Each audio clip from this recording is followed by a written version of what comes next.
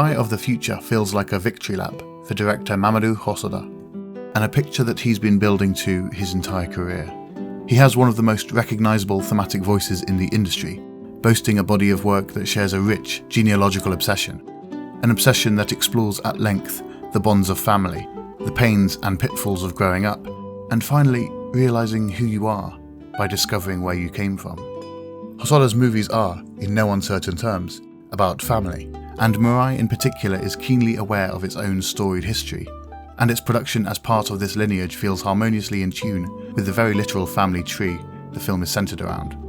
So today on Beyond Ghibli, we're taking a closer look at Mirai of the Future, and seeing just how much it owes to its own wonderful past.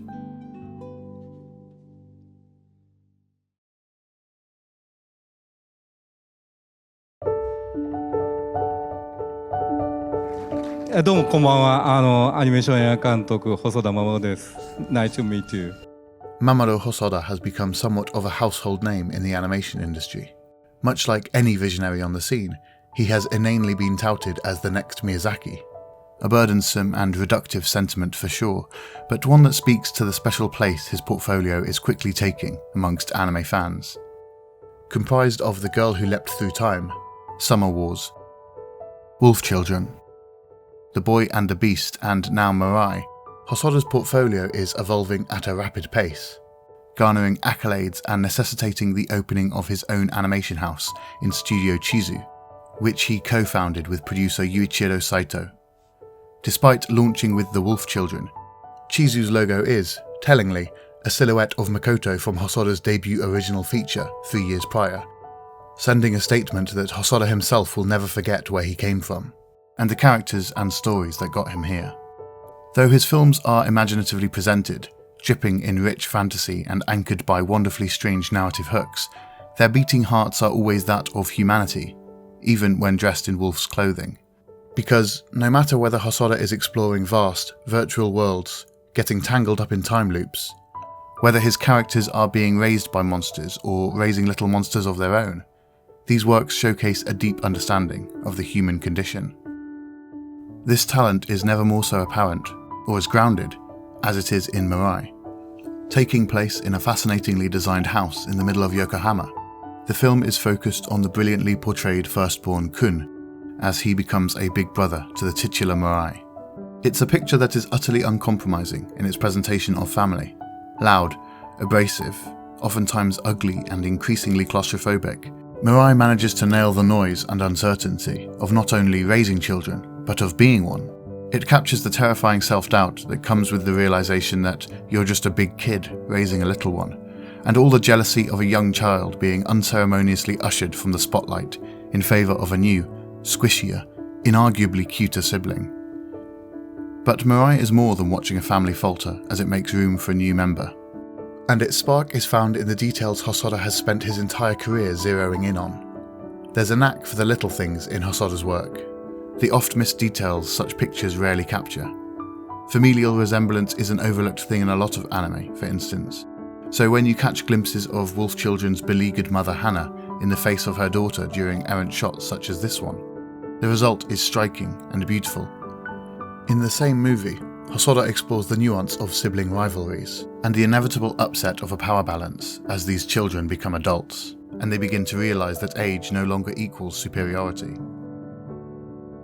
It's all there in his earlier work, of course, a bitter grudge over a stolen pudding, and how extended family gatherings so easily fracture into familiar groupings. But it's with his later work that this curation of intricate details becomes laser-focused, to the point where Hosoda is able to make an entire movie made up solely of such moments, whose very tapestry seems spun from the beauty in the mundane. A father realising he has changed in his approach to parenthood between the birth of his two children, a snapped nerve, and an instantly regretted outburst. The misremembered, rose-tinted fog of one's youth, and the fact and fiction of a family's heritage, passed down like an heirloom that's morphed by those who touch it.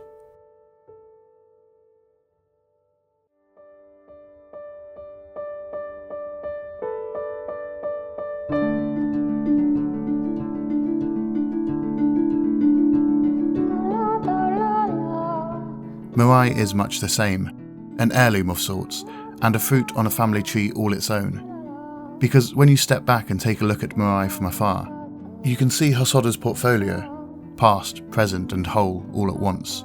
Telling strands of DNA are threaded throughout each scene of Mirai, and it's a better film for all the lessons it's taken from Hosoda's past. The shortcomings of Hosoda's previous vision of motherhood in Hana, an ever-patient impossibility of a character, is countered here with a short-tempered, flawed, but ultimately more believable representation in Kun's nameless mum.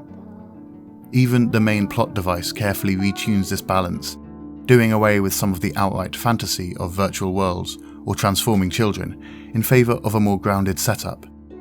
It lays all of its magic in the imagination of a child who feels forgotten, and honours the very real power of the family tree, drawn literally here in the garden of Kun's house, allowing him a peek behind the curtain.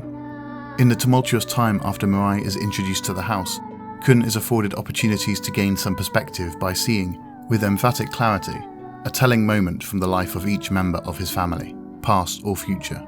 And in doing so, Kun is able to glean some semblance of childlike compassion for the imperfect people that make up his home.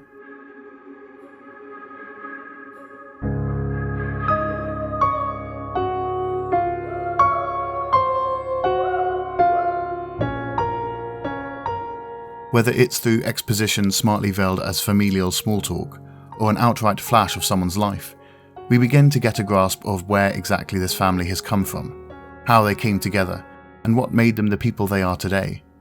Even Kun's father, who has maybe 10 seconds of an actual flashback, is one of the most fleshed out characters thanks to conversations between he and his wife that paint a telling picture of the kind of man he was when Kun was born, compared to the man he is struggling to become now. The work-obsessed life he led as an architect is, of course, all around them. Indeed, it is the very stage upon which Mirai itself is set, and his strange and beautiful home serves as a reminder of how close he came to losing the very family he wanted to house in it, thanks to his distant lifestyle. It's finely crafted elements such as this one that gives depth to a film that lacks the outright fantasy that made Hosoda's other movies so brilliant, and it comes away as a much more mature and earnest piece, despite being focused on a screaming toddler for the majority of its runtime.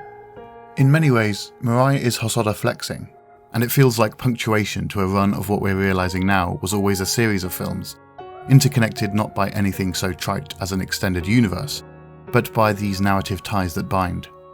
It was honoured with a nomination for Best Animated Picture at this year's Oscars, an award it rightfully lost to the spectacular Spider-Verse.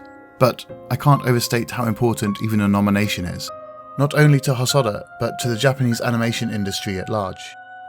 As the accepted ambassadors of anime in the West, Studio Ghibli have been nominated a handful of times over the years, but Mirai was the first Japanese film outside of that comfortingly domesticated stable to be appreciated by the Academy. I felt a swell of pride for Hosoda and anime when I saw Mirai amongst the nominees.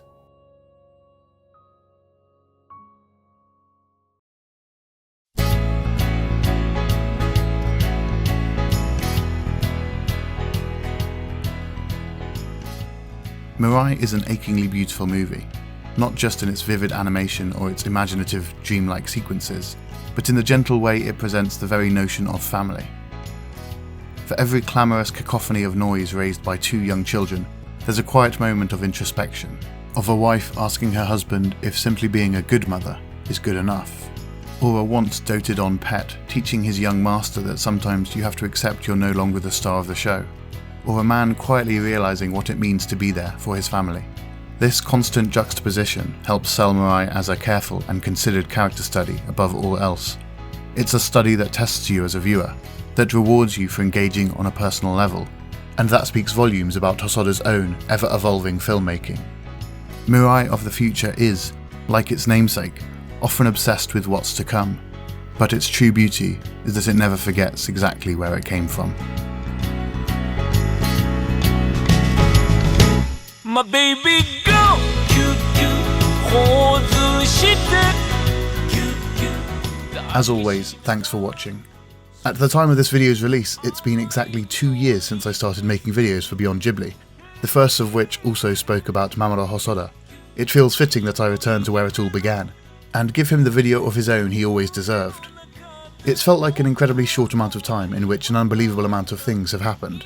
and I've been honoured to get to know a lot of you in the comments, over on the Patreon, and in the Beyond Ghibli Discord. I've truly loved sharing my favourite anime with you all, so from the bottom of my heart, thank you for the last 2 years. My next video will finally be about Berserk, and if you want to catch some early peeks at that, you can pledge $1 on the Patreon. Otherwise, you can follow me on Twitter or subscribe here on YouTube to be notified when new videos go live. If, instead of celebrating, you think the last 2 years have been an unsalvageable trash fire that can't be extinguished, hit the like button and I'll stop trying to put it out.